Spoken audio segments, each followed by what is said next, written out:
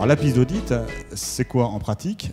Ça consiste, pour l'assujetti à la TVA, hein, tout simplement, à mettre en place des contrôles. Mettre en place des contrôles qui sont des contrôles internes, mais qui sont des contrôles qui seront spécifiques à la gestion des factures. Alors ces contrôles, normalement, vous les avez déjà plus ou moins. C'est-à-dire que vous avez évidemment un contrôle interne qui fait qu'on n'enregistre pas une facture ou on n'émet pas une facture comme ça au doigt mouillé. Néanmoins, l'exigence, c'est d'aller au-delà de vos contrôles internes, c'est de prévoir des contrôles qui seront eux-mêmes contrôlés a posteriori par l'administration fiscale.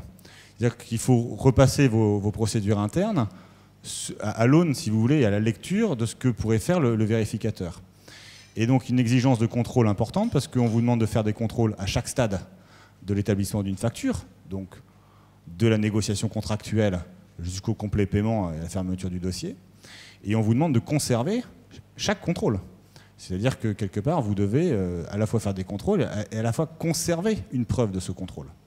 Donc là déjà, on se dit, bon, quand on regarde in concreto dans les entreprises, est-ce qu'il y a un contrôle des mentions obligatoires? Pas toujours. Est-ce que ici, il y a un contrôle de ce que c'est le bon fournisseur? Oui, bon, c'est un contrôle manuel fait par une comptable. Est-ce qu'on a une trace, un bon, quelque chose? Pas forcément. Donc on voit déjà que le contrôle interne, parfois, est peut-être pas aussi précis que ce que pourrait exiger l'administration dans le cadre du contrôle fiscal. Donc il y a sans doute une relecture des différents contrôles qui peuvent être faits.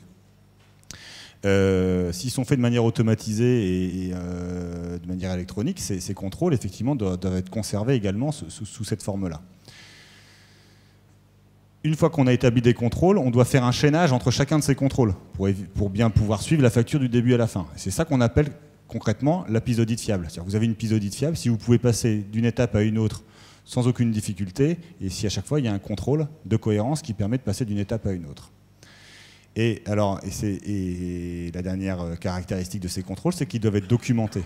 Et ça, c'est peut-être aussi l'une des difficultés, c'est-à-dire documenter dans le sens de l'administration fiscale, ça veut dire que, encore une fois, vous devez en conserver une trace.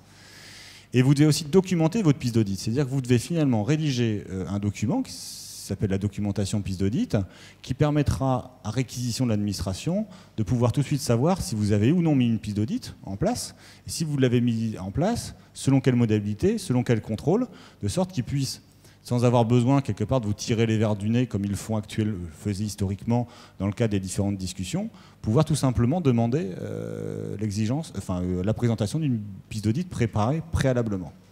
Alors, l'administration a un niveau d'exigence qui est différent suivant la taille des entreprises, mais elle reste très floue sur les critères. On sait que la TPE peut faire une piste d'audit orale, donc là on voit bien que l'exigence de documentation est plutôt théorique qu'autre chose, mais TPE, c'est le boulanger ou le boucher du coin.